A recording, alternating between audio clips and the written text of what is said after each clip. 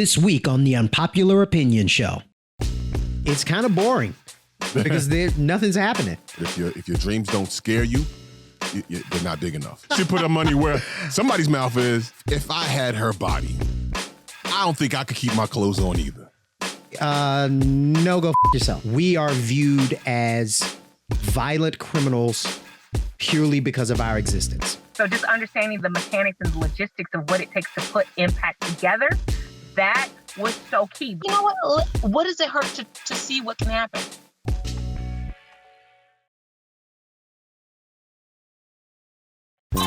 I think you need to say clearly what happened. Who gives a fuck? I don't care if he personally hit Candace Owens and her stanky Cray. No good thing starts with, I was thinking about my ex. He ain't learned his lesson. That's a brother ain't gonna learn shit. I know this is gonna be unpopular and I don't care.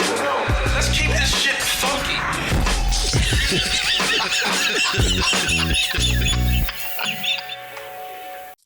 Yes, y'all. What's happening? What's going on? And welcome to another episode of the Unpopular Opinion Show. I go by the name of T-Storm, and as always, joined by my brother, the one and only DJ Mike Swift. What's happening, my friend? What's going on, brother? How you been, man? I'm good, man. I'm good. You look like you're about to take stage with Luther Campbell. It's like coming to I was on my Miami vibes in my head. Since I ain't going nowhere, in my head, I'm in my Miami vibes.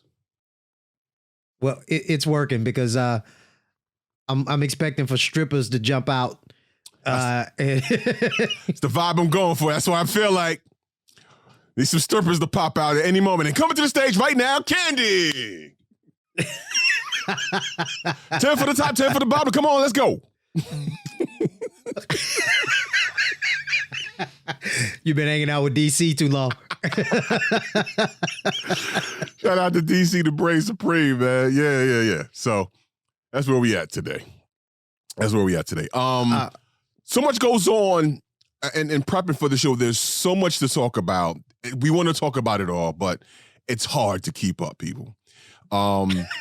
Just in a matter, what we in the second week of 2021? We've had feels like the third month, but yeah, like the second week. We've had an attempted coup. There's the vaccine has killed 23 people in another country. I have to look. I don't have the story readily hand. I saw that headline, was like, oh shit. Killed 23 people. And then the new strain, the European strain of this virus is picking up speed. So they're expecting that to take over by March. So welcome to 2021. I think I heard a story, or I read a story. I saw a headline that said that scientists were confident that the vaccine could handle the new strain. That's so good. I'm glad that they're confident. Shit. Right. Well, to a lot of folks who, they're putting their money where their mouth is. A lot of them are taking it. Yeah. Which, and I don't have it right in front of me, but my sister, one of her friends, I sent it to you. He's a legit doctor. Mm-hmm. I think he goes by Doc for the Streets or something like that. God, I send a lot of texts to my sister, don't I? That's a good thing. Yeah.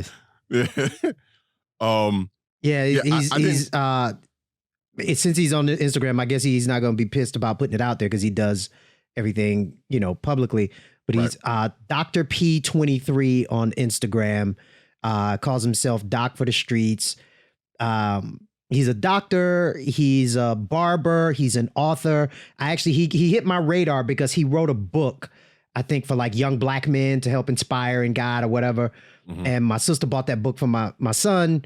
And that was when he hit my radar. But I'm talking in circles. But what he did was he took the vaccine as a doctor.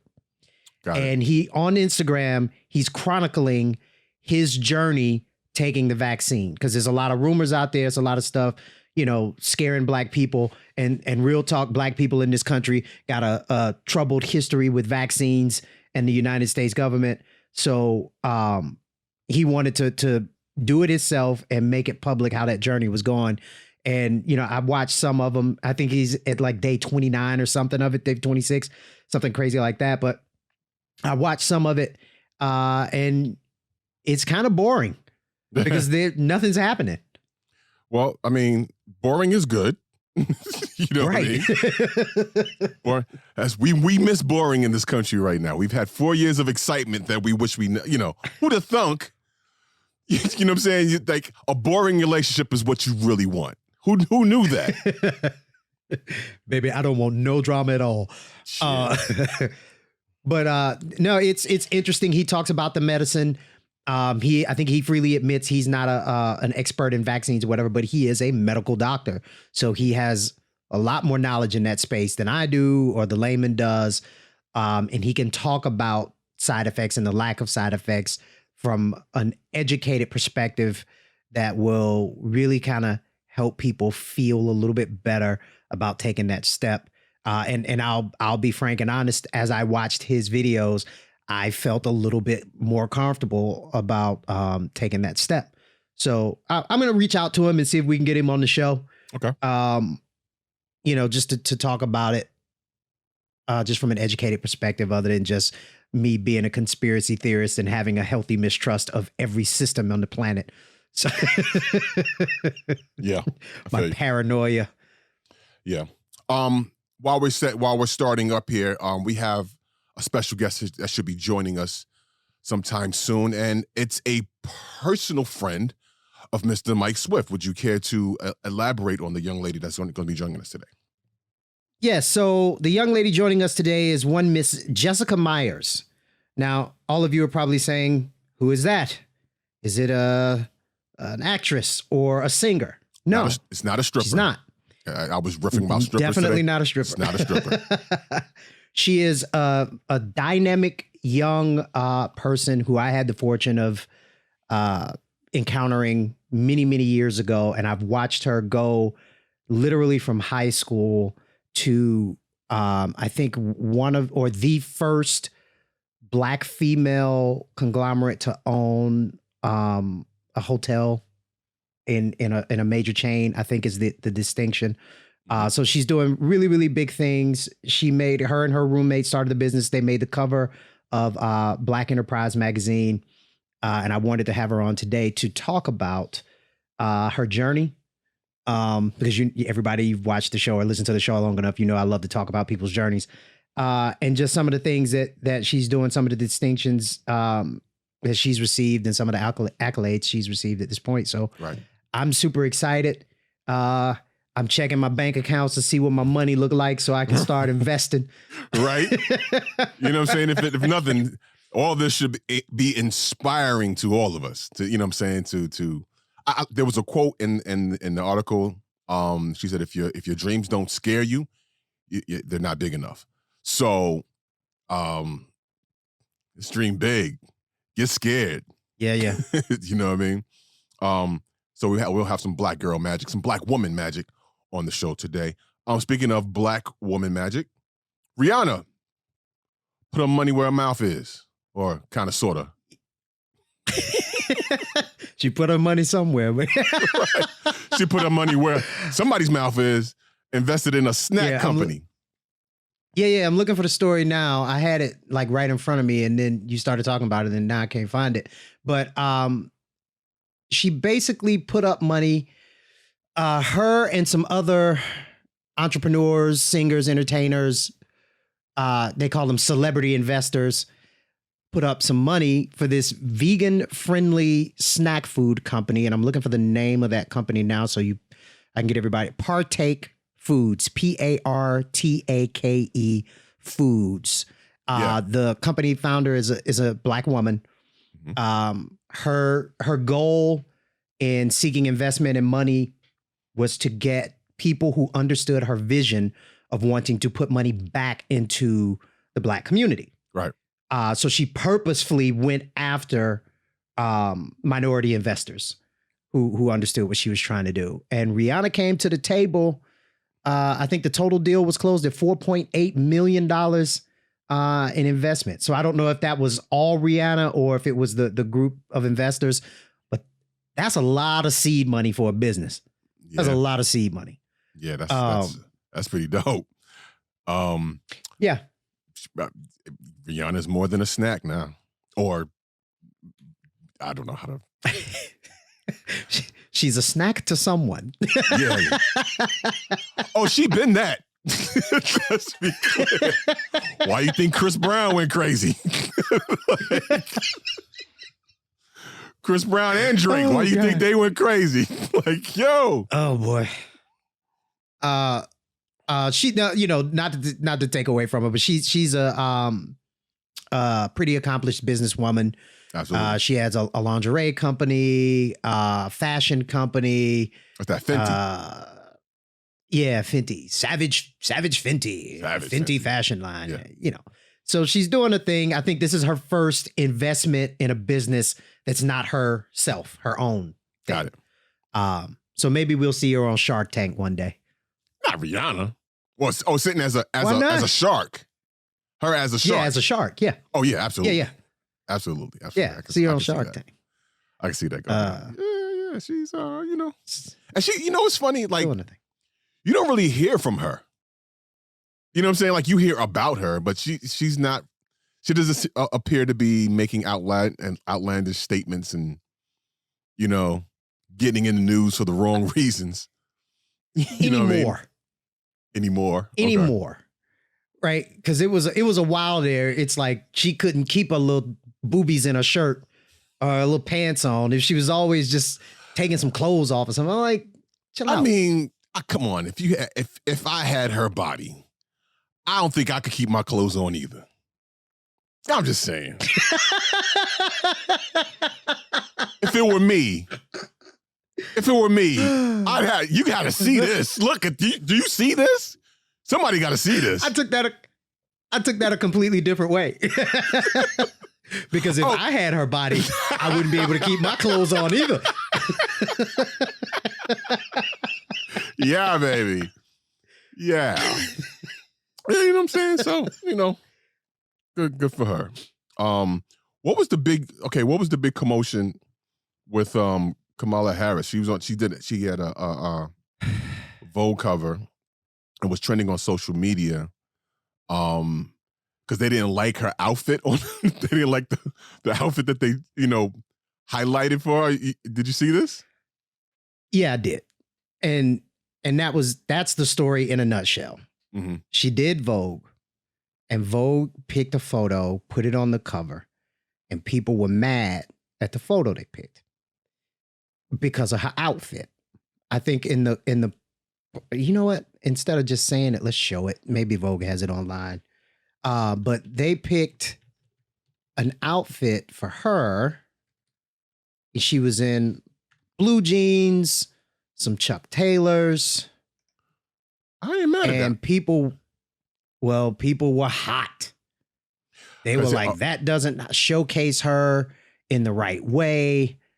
No, that's the one that they wanted. They didn't showcase her in the right way. And why dress her down? And she needs to be highlighted in the regal nature that she's highlighted in. And I got the picture. So I'm going to save it and then put it up.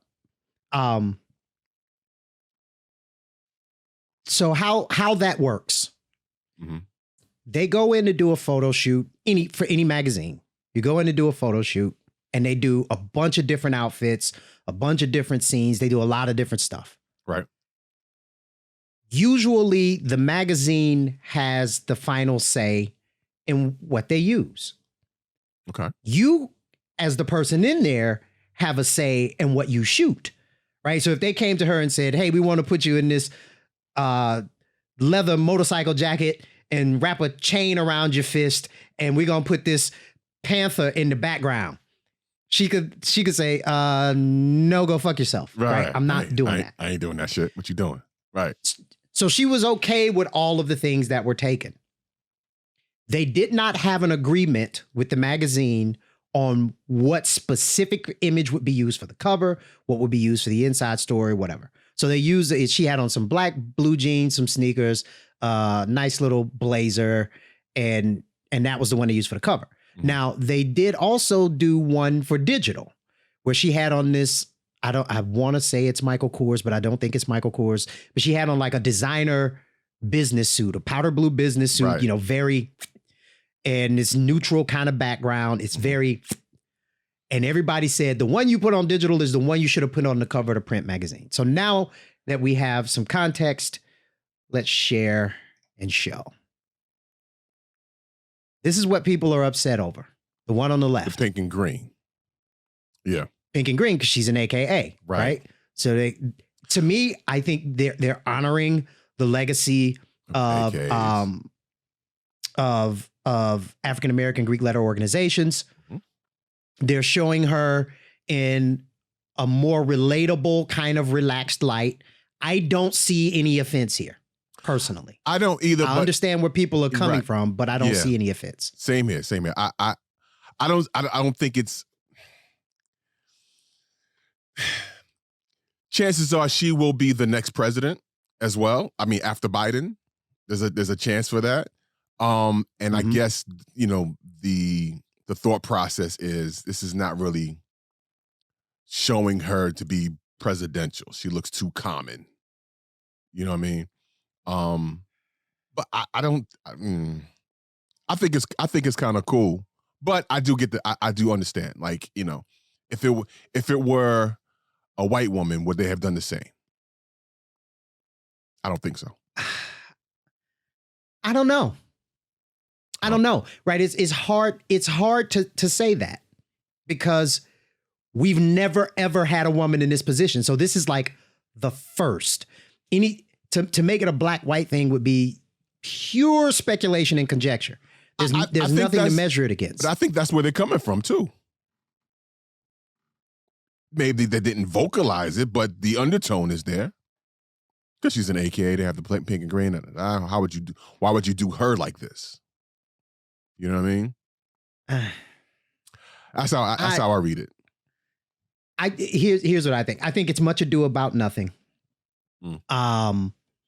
I think how she has presented herself up until this point speaks more on her presidential appearance than how they put her on Vogue, on the cover of Vogue magazine.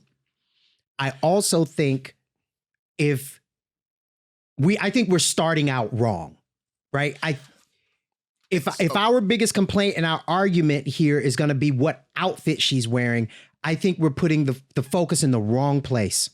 I think and for me to say this is like, wow, I think it's kind of degrading to her as a woman, as a black woman, right? Let's talk about her policies, her abilities, what's planned next, where are we going? Let's not really get hung up in the outfits. And if it continues with the outfits, I'm like, enough with the outfits. I agree. But again, going back to my original statement, I think it rests, there's an undertone about race here, as it is in everything with this country. Everything. Whether they admit it or not, everything has to do with race. You know what I mean? And I think, okay, go back to when Hillary Clinton was running. She wore pantsuits and everything, but everything highlighted her as presidential. She was always, quote unquote, regal. And, you know what I mean? Never saw her in like really relaxed, super relaxed. She didn't. One, I think it would be really funny to see Hillary Clinton in some Chucks. That would be hilarious to me. or Tim's. That would be like, okay, what are you really trying to do here? So that's not her persona, you know, but even if she did wear that sort of thing. Okay. You know. So let's make that comparison. Let's make that direct comparison. Visually. Okay. And it'll probably prove your point, actually. Every image that I recall, that I remember, she was always. That's Hillary Clinton on Vogue. Yeah. Yeah. The extraordinary. Now, that was a long time ago because look how young she looks. Right. But look, I think race in this country is or race is involved with everything in this country. Absolutely. But I don't think I don't think race is the cause of everything. And by that, I mean, I think it's in the minds, because, every system is built of people, right? So race is in the mind of the people, but I don't think every situation, the issues that you run into are always the primary mitigating factor of that situation is race. Right. No, and I agree with you on that. But at the same time, it's always there. Whether it may not be the leading cause, but even the whole point, the subliminal or underlying, biases are always there. It's always there. Go back to what they call the Soho Karen, the little girl, young woman that snatched up a 14-year-old black child, because she accused him of stealing her phone. Well, we found out later that she's Puerto Rican, but clearly looks like she, had been passing for white. Yeah, she's been passing. Yeah. Fair skin. But it was in her mind when they brought the charges on her. They New York didn't mention race at all. But again, let's flip it. Had it been a white child, she wouldn't have. The situation wouldn't have happened at all. You get what I'm saying? And there's really no denying. You can argue it, but there's really no denying it. You can't even fathom this woman going after a white child the way she did, that 14-year-old black kid. So again, it's always there.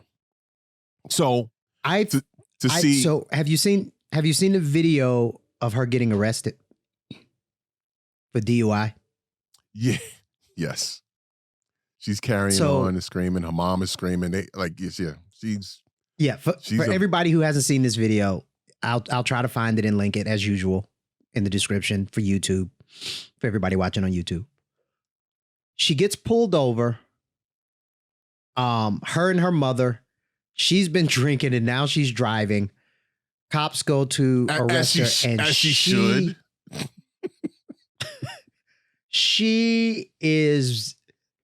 She's calling them a joke. She's popping off at the mouth. Her silly mother says, "You don't have a warrant." And I'm like, someone should explain to you how probable cause works. Right.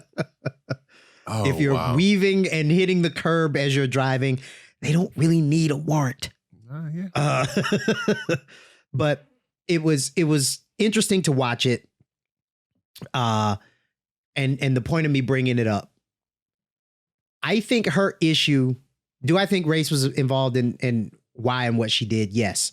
But I think if I had to put percentages on it, I think race was probably about 10%.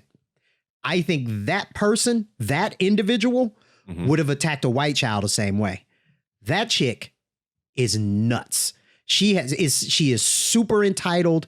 Is something wrong with her? She needs to be on somebody's couch figuring out what's going on in her brain.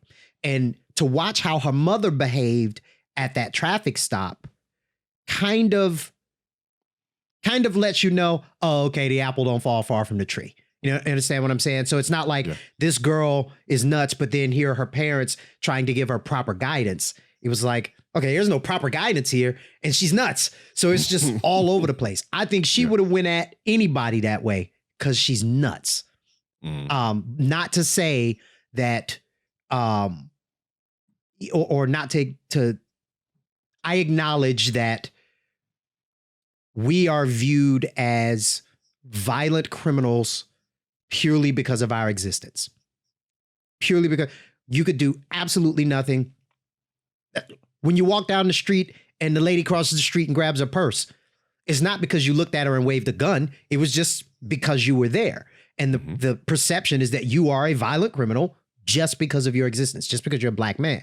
So I'm not ignoring that at all. But I think in that specific case with the Karen who they finally arrested, thank God, for this thing she did to that kid. Yeah, I think she's just fucking nuts. She's just fucking nuts. I'm still laughing at the the interview that she did with Gayle King where she did this shit. Enough to Gayle King. Like, oh, you.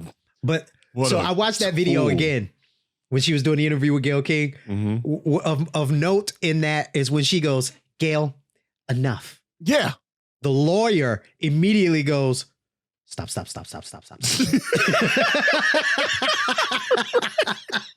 Oh, and the lawyer has dropped her. Oh, nice. The lawyer that was in that interview with her has said she is mentally unstable. I cannot have her as a client. So she's dropped There her you as a go. client. Good deal. Telling you that Good for them. something's mentally wrong with that girl. Oh yeah, yeah, she's nuts. But when I said she would do, you said she would do it to a white child. Mhm. The hotel wouldn't have let her do it. That's fair. Even if she was that nuts and went after a white kid, the hotel wouldn't. So again, it goes back to it was race. Still, she did it because she knew she could while get we're away with talking it. about this, and folks, just again a peek behind the curtain. We kind of discussed what we're going to talk about before the show. We didn't really discuss a lot about what we were going to talk about for today. We just kind of jumped in with both feet. His mother, the mother of that boy who was attacked, came out and said she likened this to the Emmett Till case. Right. And I think everybody is familiar with the Emmett Till case. Allegedly whistled at a white woman, and she was responsible for having him killed, basically.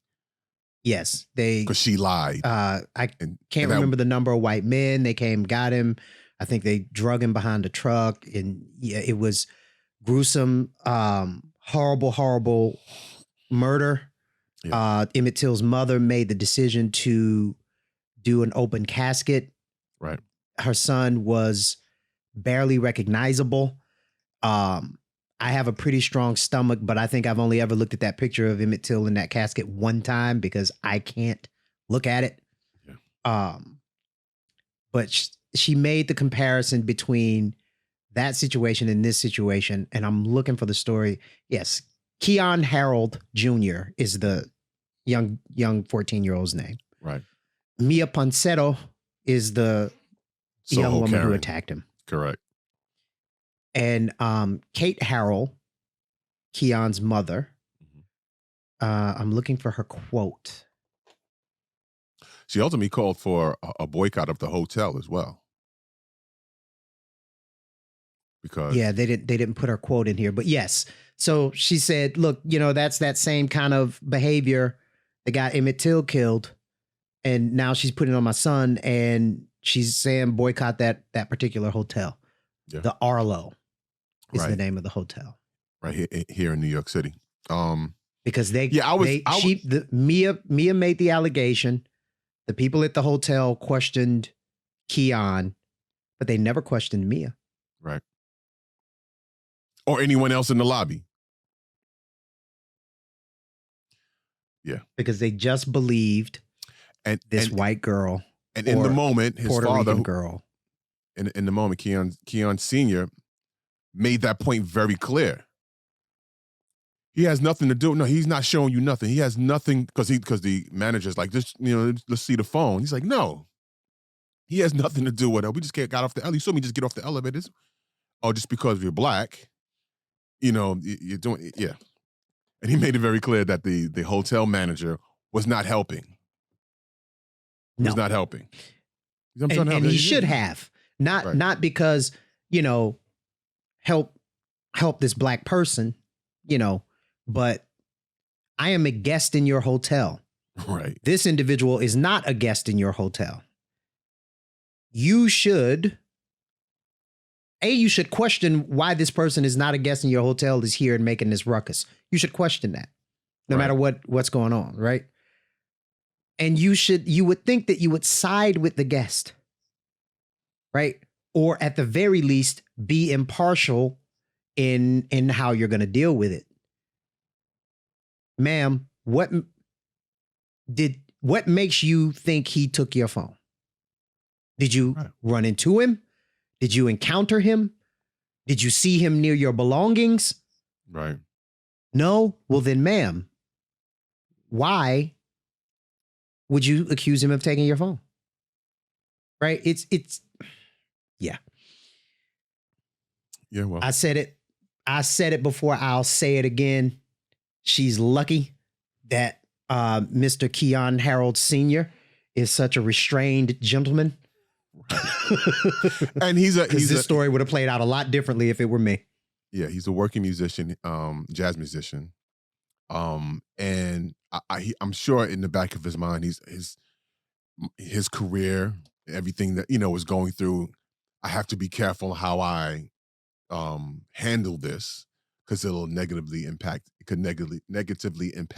him and his ability to take care of his family. Yeah. So he didn't snap and knock the broad out. I guess he bumped her nice, because she hit that floor. She hit the floor so hard her mask came off. She was sitting there.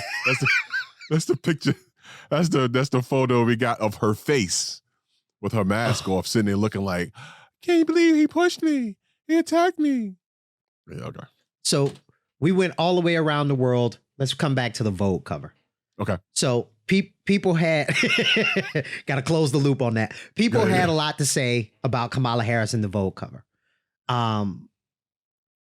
Anna Wintour from Vogue, she came out and she made a comment. This is what she had to say.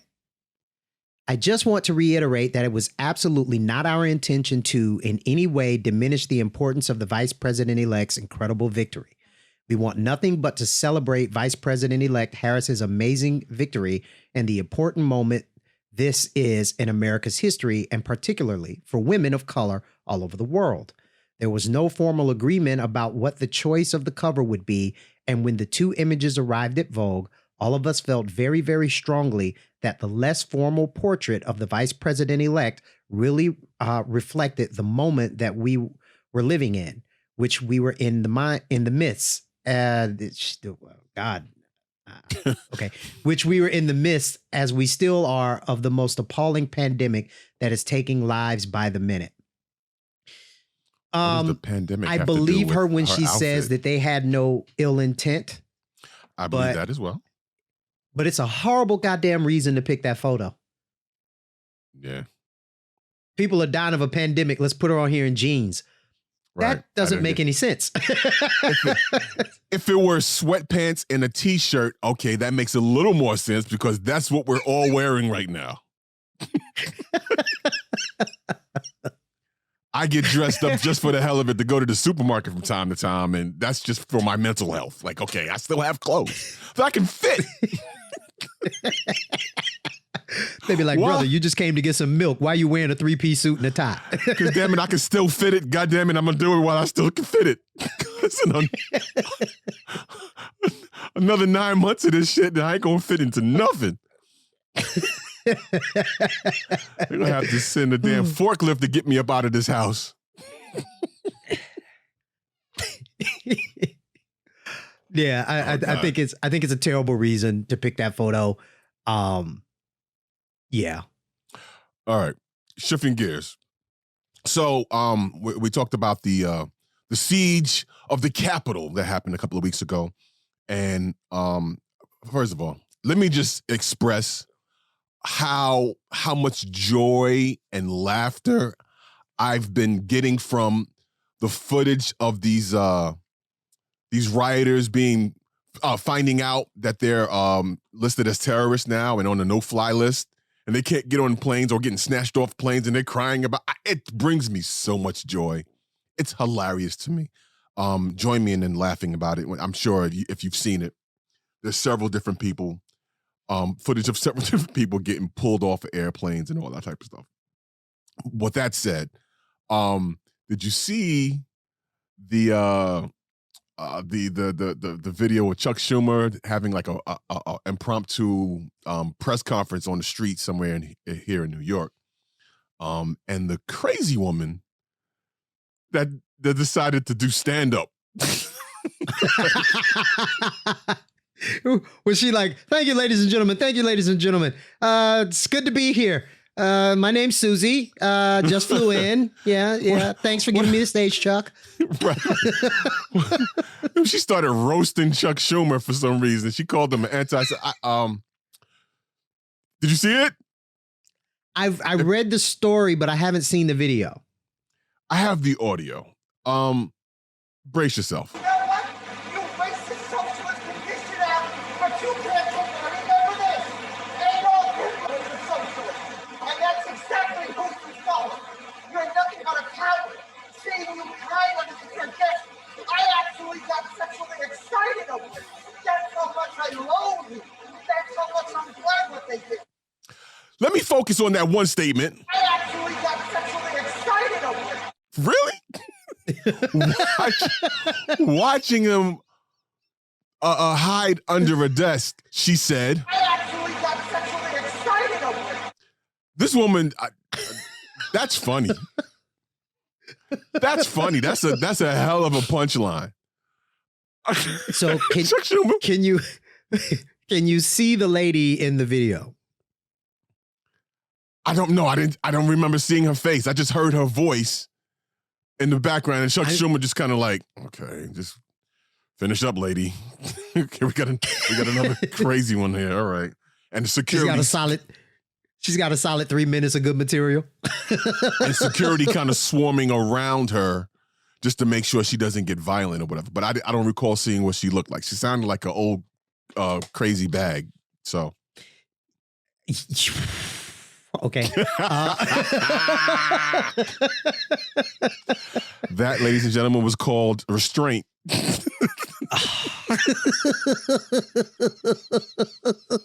Which I'm in the process of ignoring. So her voice sounds heavy. Mm-hmm. Sounds like it might be some years of cigarette smoking happening there. Yeah. She certainly sounds Caucasian. Mm-hmm, I know people are going to say, well, what does Caucasian sound like? What does African American sound like? Look, let's be honest. The Caucasian sounds like privilege. Let's just be clear. All right, let's move on.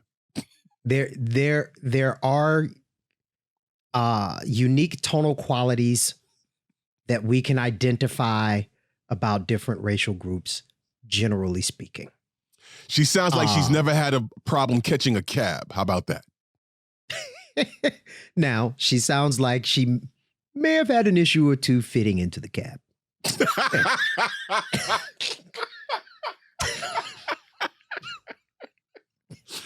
She sounds like she's had one or two more hoagies than she should have had. And he's talking about sandwiches, ladies and gentlemen. That's not a euphemism. Yeah, there you go. Probably no hoagies there. All right. But I'm curious. All jokes aside, I am curious to know what the woman in the video or in the audio there, what her appearance is. On a more serious note, I wonder how that would have played out if that were a man saying the exact same thing. If it were a man shouting and saying, I got sexually excited by watching you have he would have been tackled to the ground, dragged away, and just thrown under the jail. I find it very interesting that they just let her talk, that she interrupted this speech, she interrupted this rally or whatever it was, and they just let her spew. No one stopped her. She didn't break any laws. It was just hella rude because he was doing a press conference and she's yelling. So there's your freedom of speech. She was able to say what she needed to say and they let her go. I don't think they arrested her for any question. I don't think she broke any laws. She didn't hurl anything at him except words. Insults from her Probably voice box that sounds like she inhaled way too much cat litter.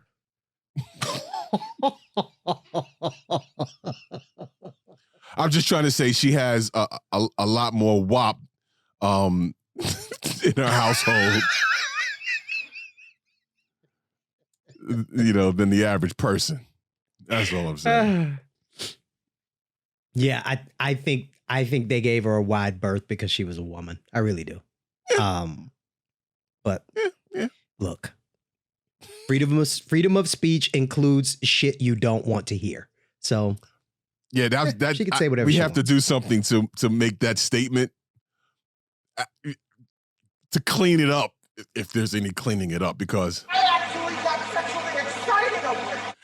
that's funny and disgusting all at the same time. Like, I wonder if people in the crowd took 2 steps back when she said that.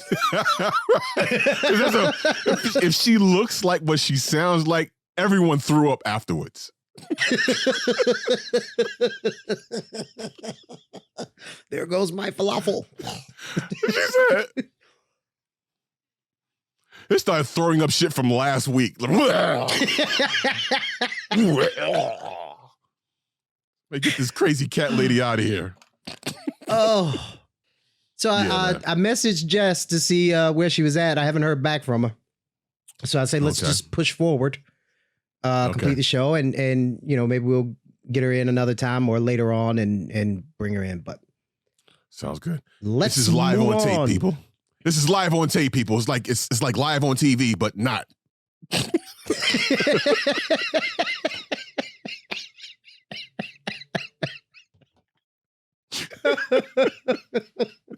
Which, it kind of makes us lazy fucks, right?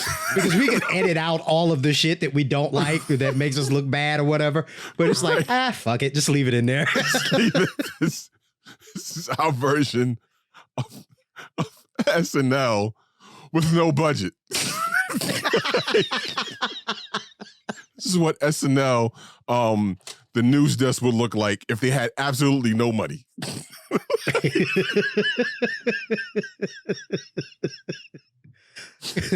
All jokes aside, we have bootstrapped the shit out of this thing, dude. Hey, man, the necessity is the mother of all invention, man. So we've done some shit here.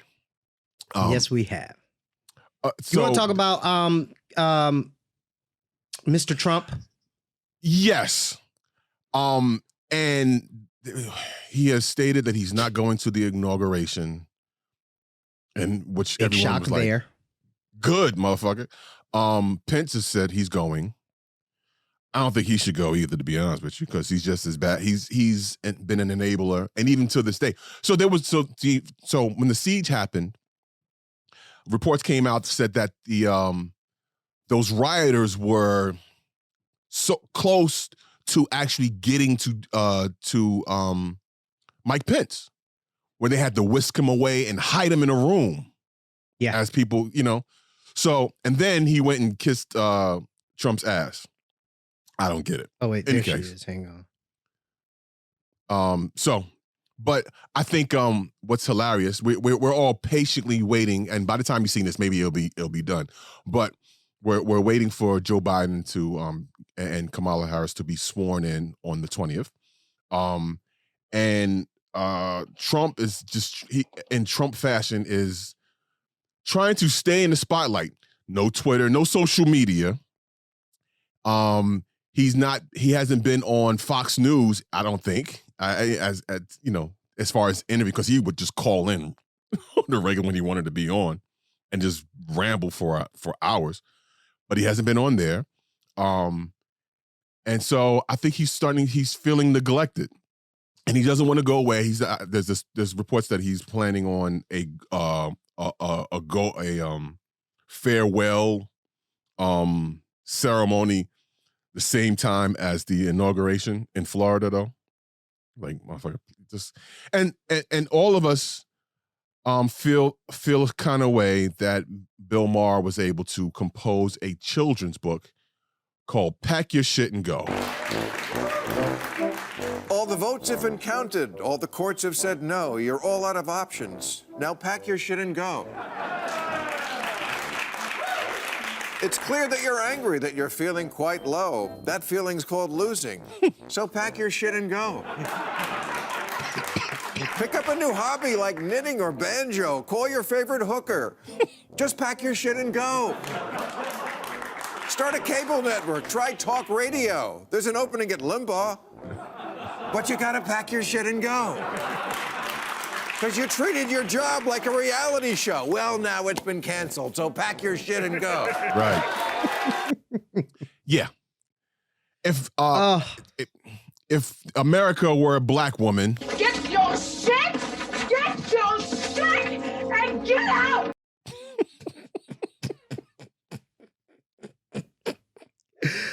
Oh boy. that's how Poor America's Trump. feeling right now. Poor Trump. Man, yeah, I mean, one, I believe he'll be poor soon because there's a bunch of shit falling apart because of his actions and, you know, people distancing himself. He's lost a lot of business.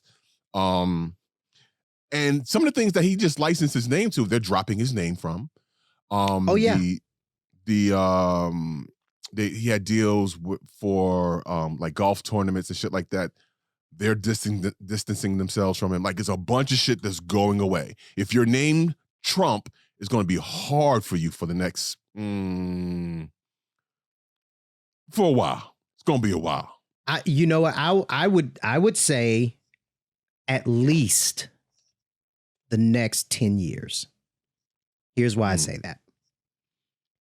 He went too far.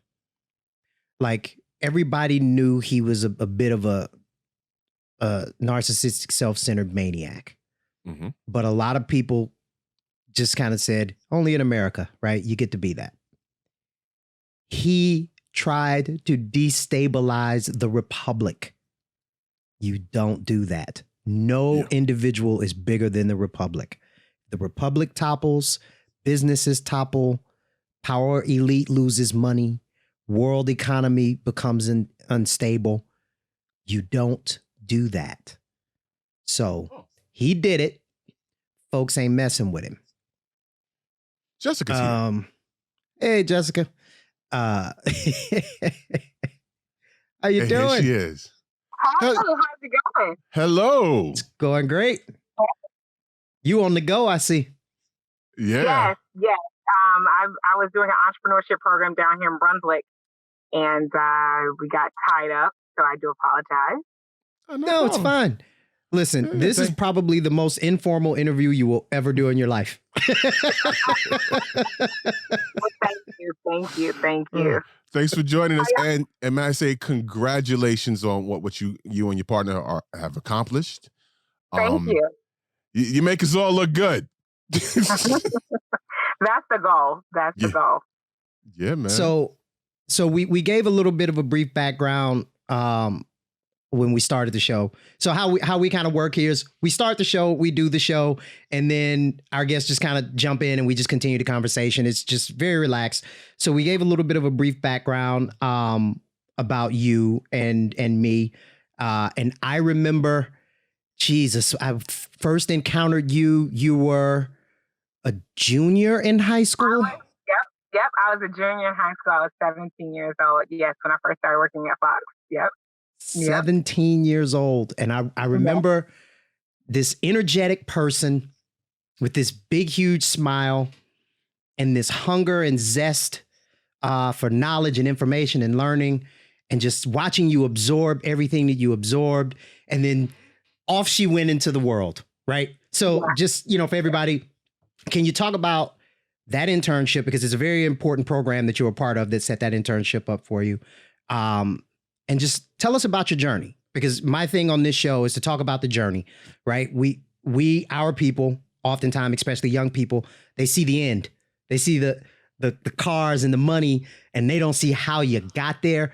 The journey to me is more important than the goal, the end point. So let's start with the internship and take us through it a little bit.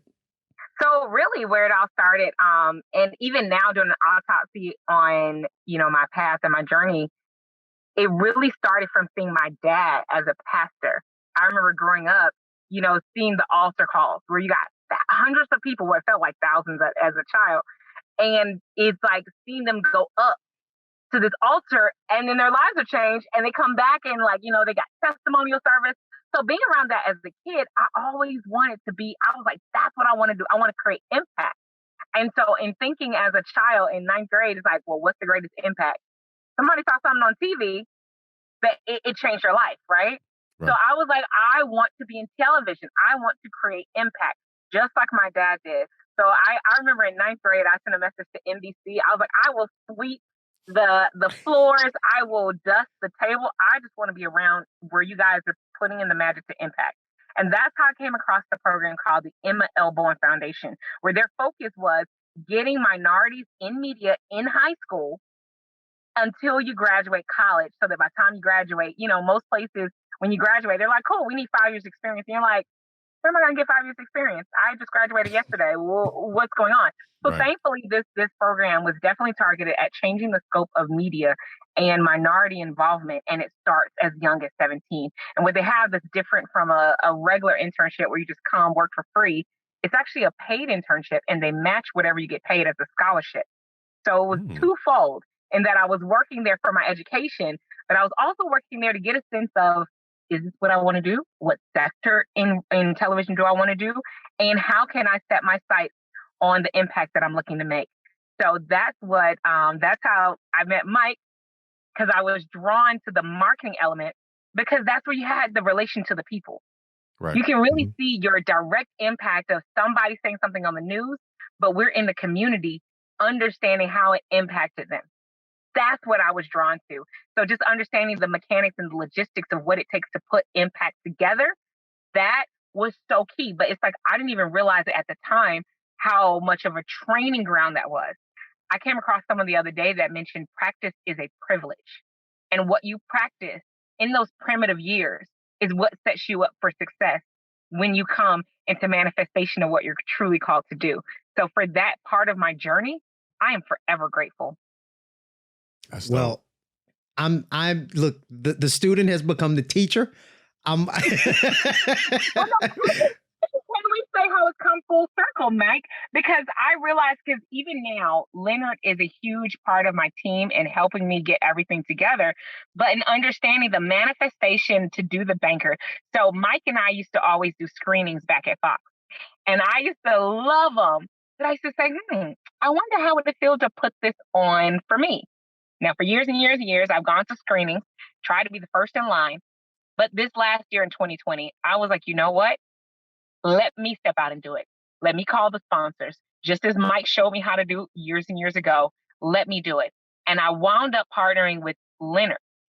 Come full circle, Leonard is the one and Leonard is my cousin's husband. And Leonard is the one, come to find out, after we manifested this amazing screening of The Banker, and we wound up bringing in Andrew Young. Leonard is the one who helped to put it together. But come to find out, Leonard is the one that mentored Mike. Yeah, so right. Wow. That Leonard has really been in my life a lot longer than what I imagined, and preparing the way for me to get to full circle. I mean, it's just, the synchronicity is amazing. So That's amazing. Leonard knows T-Storm as well. All three of us worked at the station at the same time. And for everybody listening and watching, T-Storm and I think you guys have seen enough of the shows or listened to enough of the shows and know T-Storm and I started our radio career together. Leonard is another gentleman who worked at Hot 97 back in the day. He was in the promotions department at the time. And I was a novice green, like that was my first commercial radio job. And I learned a lot from Leonard on how to execute and how to do a lot of things. And imagine my surprise when I walk into this screening of The Banker, and I walk in the lobby and I see Leonard, and then she sees me talking to Leonard and she's like, how do you know? It's like, this is my dude. Yeah. Oh yeah. That's really dope. So how the opportunity for those who are just listening now, you and your partner, you went to college together. Mm-hmm. Yes. How did you even see the opportunity to purchase a hotel? Like, where did that come from? So, I mean, it's a long journey that took me down the path of real estate. And you know how you just have your sister friends and you're just like, oh, these business partners or this scenario, this situation, oh, girl, I need a drink. Let's go for lunch. So we go for lunch. She support me in my vision of single family development. And I would support her in her vision. I know that she had hotel experience, and she often, every time we're at lunch, I'm talking about my single family, and she's talking about, well, hotel. And so ultimately it came down to, she was like, you know exactly what you're doing in the single family space, as far as, raising capital, as far as, collaborative economics, as far as, handling these deals. A lot of the same principles apply to the hospitality industry. And I was like, okay. And then I met someone else and I was like, cool, y'all work together. Y'all seem like y'all be good together. Unfortunately, that partnership fizzled out. And then it was back to me and her. And it was just like, you know what? Let's do this. Let's you and I see what we can create. Now, mind you, I'm still a real estate developer, and she's still, going down her path of mentoring. And she has a consultation service that she offers and helps people in ownership. And I was like, you know what does it hurt to see what can happen? And so this was back in 2018. We formalized officially in 2019. And we just been working to get our systems together. We're doing a lot of the groundwork of preparing for opportunity, looking for opportunity. And I mean, last year, we finally, of all the years and years and years that we worked together trying to make it happen, that's when it popped. All the elements came together, the stars aligned, and that's where we were able to do something epic with Epic Collective. And we were able to acquire a huge hotel. And now we're looking at, even greater opportunities. $8.3 million deal. I think I read you are the first Black female conglomerate to purchase a hotel within that group or within that chain. Yes, and I would say the youngest. Because there definitely are other Black hotel owners out there, and we're not taking away from that. Obviously, the goal is to increase it and to make it more. There shouldn't be so few, but we definitely are the youngest that we could find and that we see in that chain. And that's where we're like, look, we're changing this so that we're not the last. We definitely want to make sure that doors are open. So this is, well, duh, buy a hotel, right? We want to make that the norm versus an anomaly. So that is definitely the goal, is to normalize ownership. That's dope. And y'all closed the deal on February 6th? No. So we actually closed the deal last year in November. But the way February 6th came up, not only is it my birthday, my grandfather's birthday, but it's also my business partner's grandmother's birthday, who around that time it just passed away. And one of the things that became very clear is that her grandmother didn't get a chance to see her own hotel. And she was like, we got to do this. We really got to turn this around. And the opportunity came and the stars aligned and we were able to make some magic happen. That's dope. We share a birthday. My birthday is also on February 6th. Fellow Aquarius. Absolutely. This is our time. This is the age of Absolutely. Aquarius. I don't know if y'all heard that Fifth Dimension song. It's the it's the time of the Aquarian to stand up and rise. So I'm so excited to be an Aquarius now more than ever. Absolutely, So man. I you think she's men- a big smile on my face about that. You mentioned opening doors. So I know a little bit about what you do outside of the hotel purchasing. You run a business now where you pool money, pull young investors together to do purchases. Can you talk about that? Talk about that business a little bit? So it's called collaborative economics. Essentially, we target a project and it's bringing all the players to the team that it needs to make it happen. A lot of times people want to get involved in real estate investing, but they don't know how. They're just like, it's just me. I can't do it. So what happened is, here I am working in media, right? Working, obviously you climb the corporate ladder. Let me get to the top. And so the top for me in media was New York. How much more top can you get than CBS in New York? And under celebrity after celebrity, the gram was popping. I realized that I climbed this ladder so hard.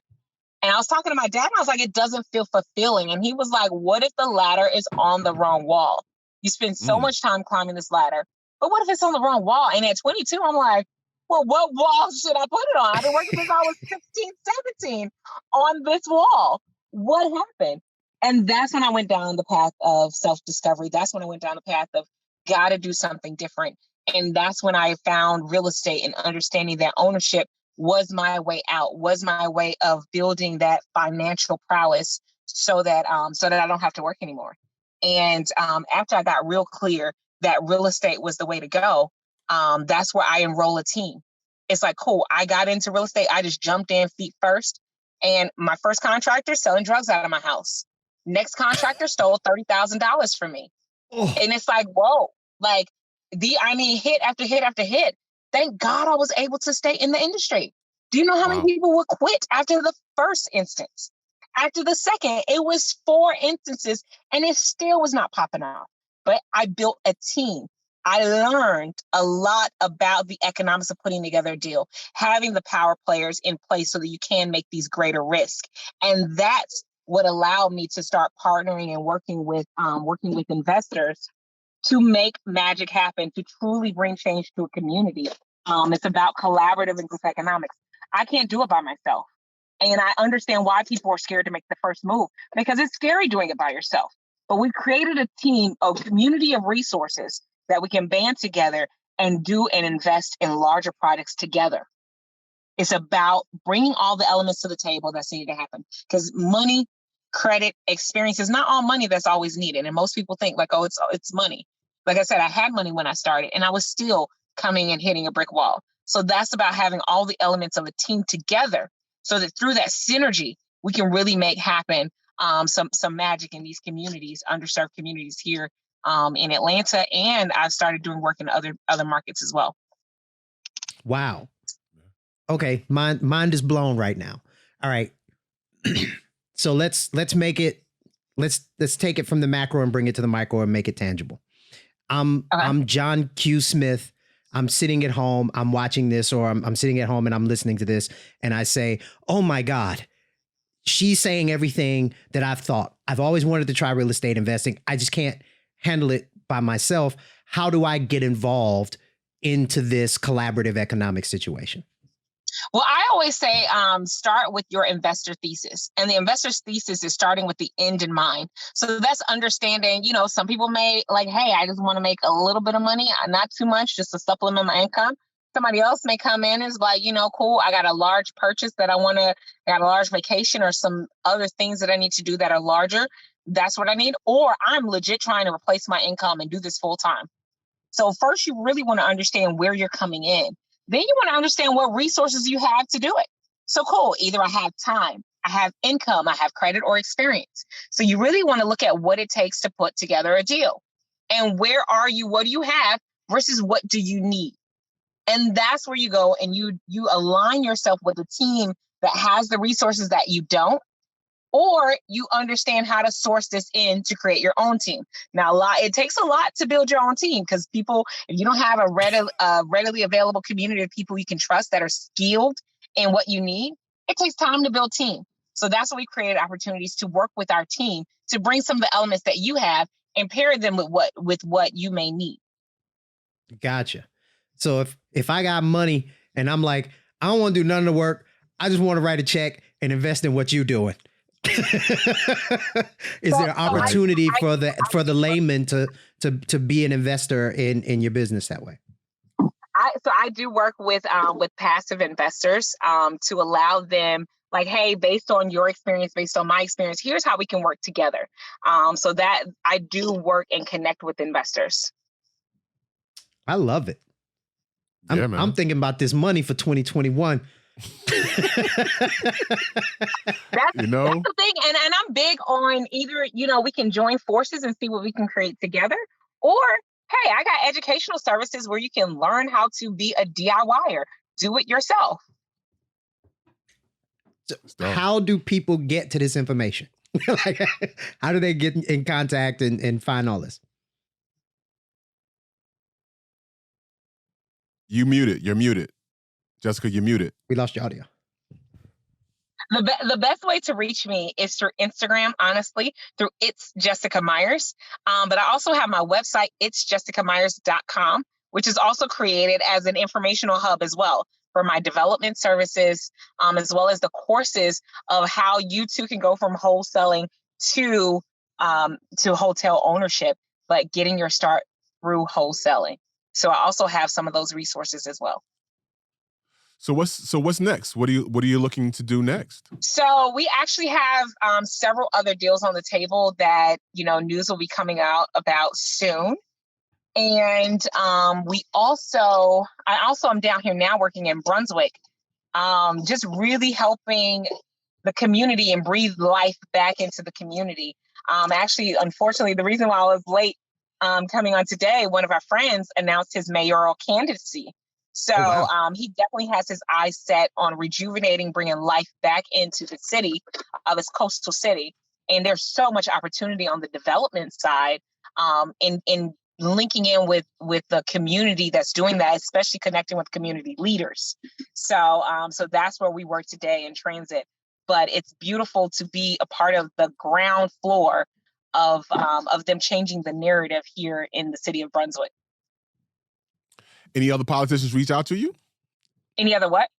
Politicians? Oh, Any yeah. aspirations of Oh, getting yeah. into politics yourself? We've had a lot of overwhelming response, especially after announcing in the Black Enterprise, because it's so crazy. I actually announced last year we bought the hotel, but I guess it's not until someone else says that you bought it that it's like, oh, wait, she really did it. Right.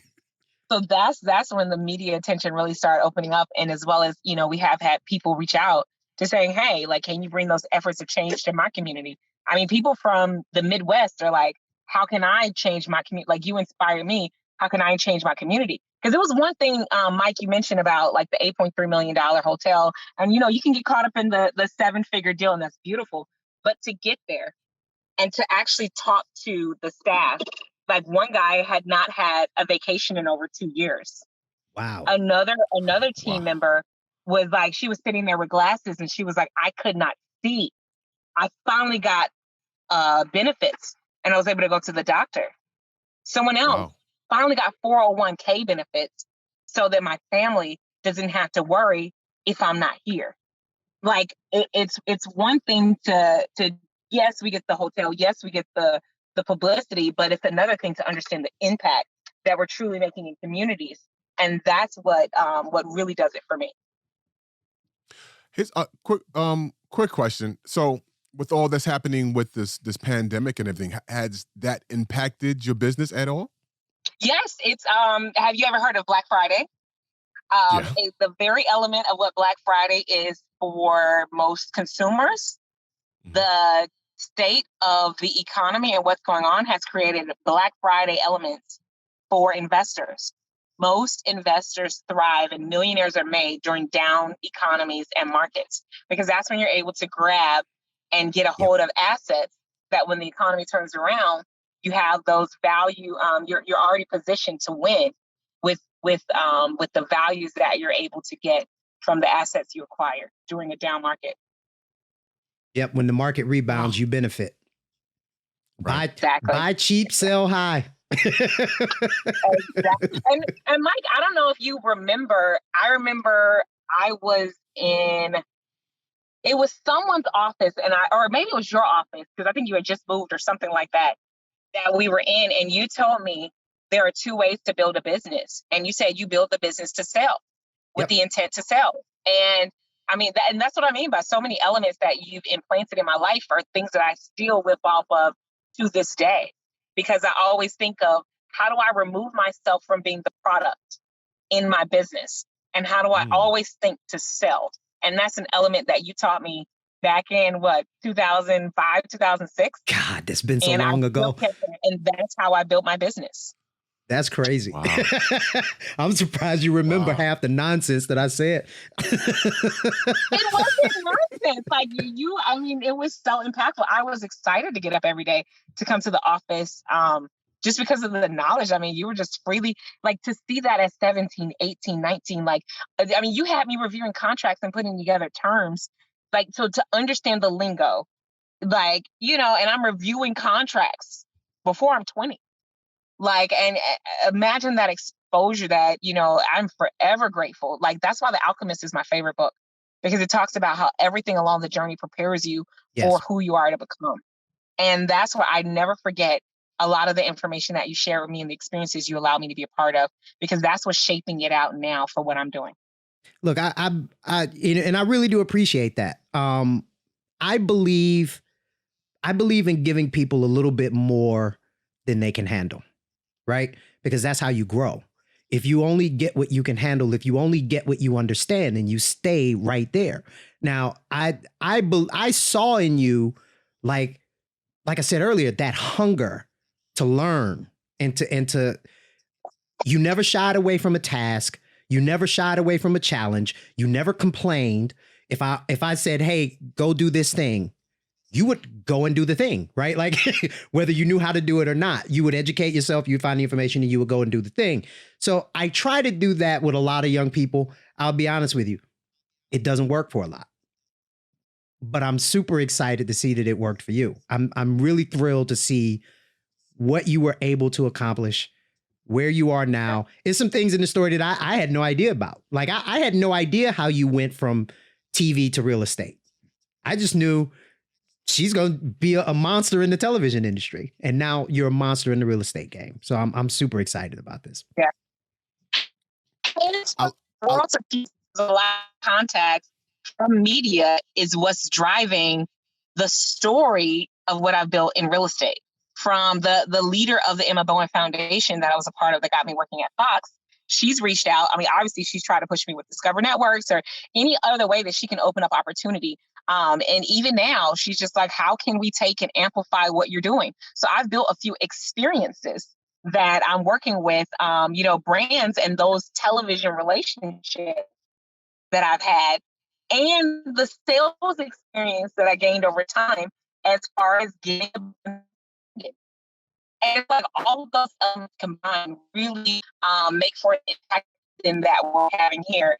And I'm having the time of my life to say, living the dream. I am living.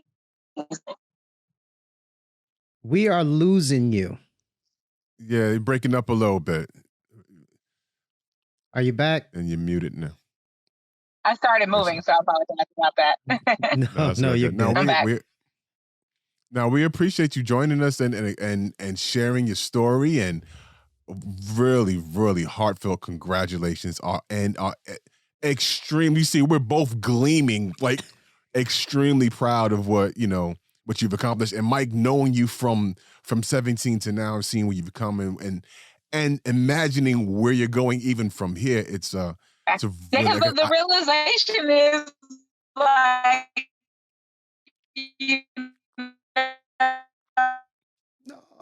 yeah, that she has my internet. Right. Well, I Jessica, I think we're kind of losing you here.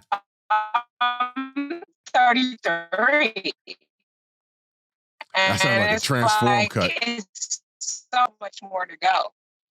So I'm just look, like Mike said, he just called me, at 17, so it feels like a long journey. What'd you say, Mike? Okay, we're losing you. I'm here. You Is there this now? better? Is it better? You guys losing? It's catching up. It's still. Oh. We lost her, but no, she's back. Ah, look She's back. Hey, no, she's the second guest to ever come back. Come back, right. you and So we had one other guest that left and came back, and you share that now with what's my man's name? What? Kim. I've done a series. Kim, thank you. Brain fart. So you and Kim, the only guests to leave and come back. But again, congratulations, and we, like I said, we're both gleaming for you, and really happy. I remember what I said. You make us look good, making us look real good. Well, I got some news coming out that's really going to take it to it. I mean, it's so crazy. My husband always says, like, what you're known, like what we'll be known for, we haven't even started yet.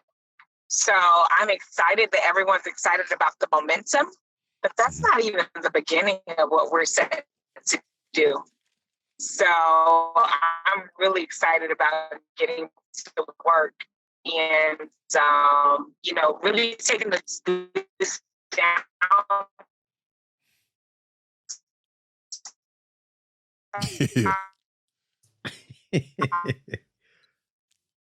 Voldemort of internet strikes again. Yes. Well, Okay. All right. Yeah. We'll get Again. it back. I think what she was saying at the end there is that this is just the beginning. Other big deals on the table. Some exciting news coming. We'll obviously have her back on the show to talk about anything else that's out there. Go and either pick up the latest issue of Black Enterprise, or you can find it online and find the article online. Welcome back. She beat out Kim. That's 3 times. Yes. Because I like being the first, so we'll stick with being the first. Right, being the first. Word. Hey, I like the and I love the quote at the end of the article. It said, if your dreams don't scare you, you're not dreaming big enough. I think did I get that right? Yes, that's exactly it. Yeah. I like that. I love that. I like that. I think I'm going to embrace that in my own life and smack my kids in the head with it. So yeah. Thank you for joining us, Jessica. Tell everybody once again how they can reach you. Feel free to reach me on Instagram at It's Jessica Myers. You can also reach me online at itsjessicamyers.com, or follow me on Facebook, It's Jessica Myers. Also on LinkedIn as well, It's Jessica Myers. So anywhere on any social platform, It's Jessica Myers, or website, it's jessicamyers.com. Fantastic. And when the next deals are signed, when the new information is on the table, you got to come back on with us and talk about it. Also, we'll be speaking next week then, because we got 2 major deals about to be inked. Oh shit! All right. Now So let's go. Stay tuned. All right. Let's go. That's what's up. We can do it. It's been fun. It's been real, and I love a good full circle moment. So thank you so much from the bottom of my heart, Mike and T Storm, for having me on. I appreciate it. It's been exciting. I love talking about the journey of it, because it didn't just happen overnight. But I appreciate you guys, and thank you so much, Mike, for what you've meant to my journey. I am so grateful. Thank you for taking the information, embracing it, making something of it, and helping people with it. You give my life purpose. Oh, wow. Wow. Fellow Aquarius. Thank you. Let's keep blazing the trail for others to follow. Let's keep it going. That's right. That's what's up. All right, y'all. Thank you again. Guys, later. Later. Bye. Ladies and gentlemen, Ms. Jessica Myers. Proud daddy moment. Oh man, that's wonderful. That's absolutely wonderful. That is absolutely wonderful. No, no ifs, ands, or buts about it, man. That's what's up. I said this about the V Doctor when she was on. I'll say it about Jessica. That's what a boss looks like. Oh yeah.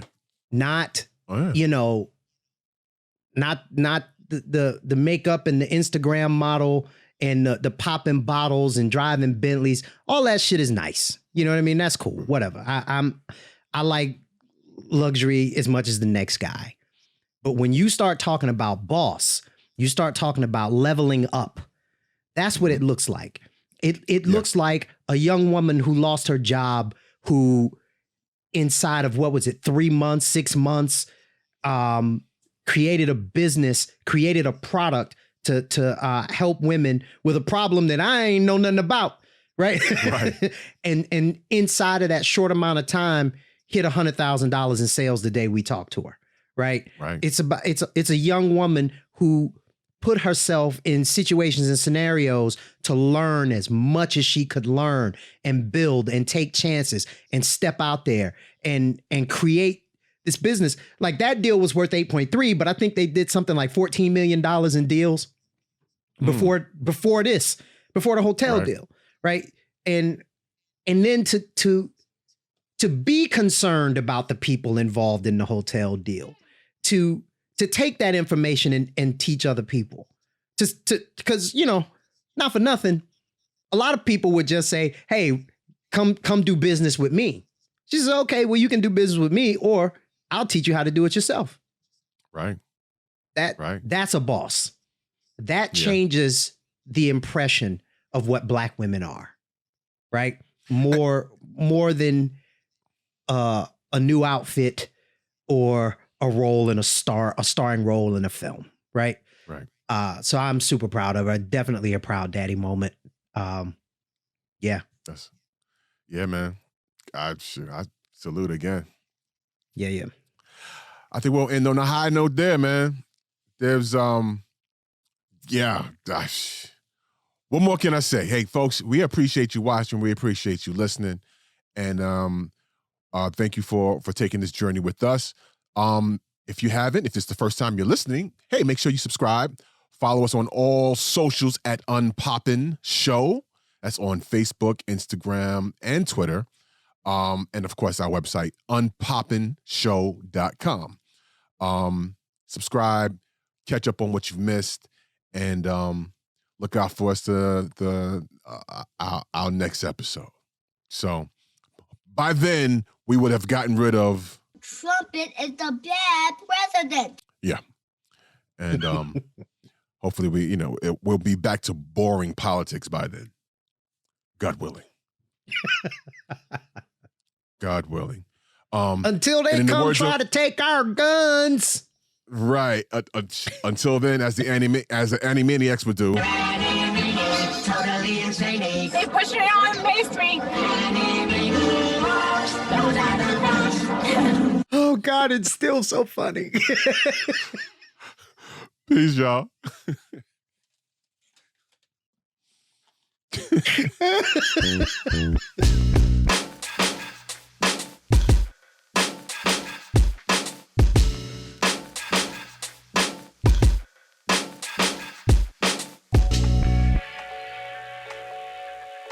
Thanks for checking out the Unpopular Opinion Show. If you like this content, make sure you like, subscribe, and smash the notification button down below so you can keep getting more from T-Storm and myself. Yeah, more jokes coming on. No, they beeped. Damn it. Okay, fine.